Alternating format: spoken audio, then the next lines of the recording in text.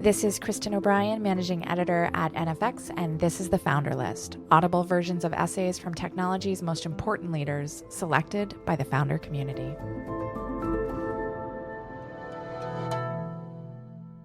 This is How to Be Strategic, written by Julie Zhuo, formerly VP Product Design at Facebook and now co-founder of InSpirit. So you may have heard that the more you progress in your career, the more strategic you should aim to be. WTF does that even mean? Here's what I used to think being strategic meant. Setting metric goals, thinking outside the box to come up with new ideas, working harder and motivating others to work harder, writing long docs, creating frameworks, drawing graphs on a whiteboard. As a result, I tried to do as many of the above as I could. I brainstormed. I wrote epic, sweeping docs. I familiarized myself with the language of KPIs and measurements. Check, check, check, went the boxes. See how well I was strategizing? Unfortunately, as it turns out, I was doing the equivalent of strumming a guitar and assuming I was making music. The core problem was that I didn't really understand what strategy was. Nobody had ever explained it to me. I figured being strategic was just engaging in high-level product discussions. If you find yourself in the same boat, this note is for you. So what is strategy? Basically, a strategy is a set of actions designed to achieve a particular objective. It's like a route designed to get you from point A to point B. A more interesting question is what makes for a good strategy? And for that, I subscribe to Richard Rummelt's definition. A good strategy is a set of actions that is credible, coherent, and focused on overcoming the biggest hurdles in achieving a particular objective. Let's break that down. It should be clear what success looks like. There should be a concrete plan. The plan should make sense and believably accomplish the objective. There should be no conflicting pieces of the plan. There should be a clear diagnosis of the biggest problems to be solved, and the plan should focus resources towards overcoming those hurdles. Given the above definitions, let's look back at my original list of strategic actions. This is certainly part of strategy, but it isn't enough. You also need a credible plan. Saying our strategy is to set more aggressive goals is the equivalent of writing bigger checks and not having a real bank account tied to them. If you don't know the problem you're trying to solve, it doesn't help to brainstorm a bunch of solutions. This is like blurting out an answer on Jeopardy before you've heard the question. Working hard is great, but don't confuse motion for progress. Assuming that working harder is the answer to winning is like assuming thoughts and prayers can solve climate change. Could be strategic, but depends on the content. Beware of long, sprawling epics. Good strategies are usually simple because executing a highly complex plan across dozens or hundreds of people tends to not work well. Frameworks can help explain concepts, but they are not a plan. Having good frameworks is like having a clear map. You still need to chart a path. May look impressive, but is probably classic bad strategy. A lot of jargon and fluff, a lack of real substance. Okay, great, you say. Nice definitions. But the question still remains, what should I do if I want to be strategic? Here is the secret sauce. Do more of the following 3 tasks. 1. Create alignment around what wild success looks like. This is self-explanatory, but hard to do in practice. As a litmus test, ask yourself this. Imagine your team is wildly successful in 3 years. What does that look like? Write down your answer. Now turn to your neighbor and ask him or her the same question. When you compare your answers, how similar or different are they? They shouldn't be different. You both work on the same team.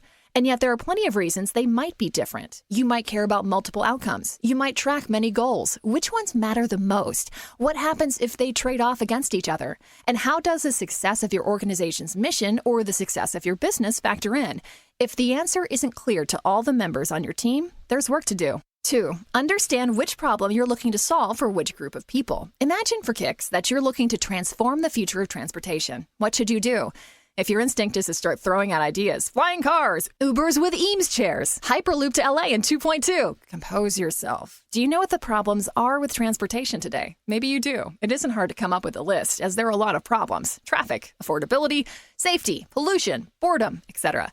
Now here's the hard part. What is the relative importance of each of these problems? Which ones matter a lot and which matter a little? For whom do these problems matter? This leads us to the next few sub-bullets. Problems don't exist in a vacuum. There are likely many other people out there who are also obsessed with solving any given problem. How are they approaching it? What's being done well and done poorly? Which groups of people are getting ignored? Where are the opportunities for a better approach? It's silly to start inventing with a blank slate. Understanding a problem well means also understanding your competition and understanding the systems around which this problem exists. Do your research, competitive analyses, jobs to be done, audience segmentation, market sizing, etc. This work is what creates confidence in future ideas and what gives us a framework to evaluate them. You can't solve every problem equally well. So what problems can you solve better than anyone else? What are you or your team really good at, and where are your weaknesses? When in doubt about the above, remember the wise words of Sun Tzu.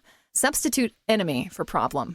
If you know the enemy and know yourself, you need not fear the result of 100 battles. If you know yourself but not the enemy, for every victory gained, you will also suffer a defeat. If you know neither the enemy nor yourself, you will succumb in every battle. The art of war. 3. Prioritize and cut. Prioritizing is super hard because most of us hate saying no.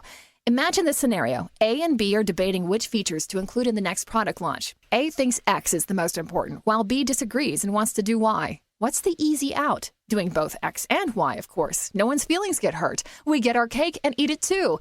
Except no. Time, energy, and attention are not free. Remember how a good strategy is focused? Focus is a strategic advantage that lets you move faster on what matters most.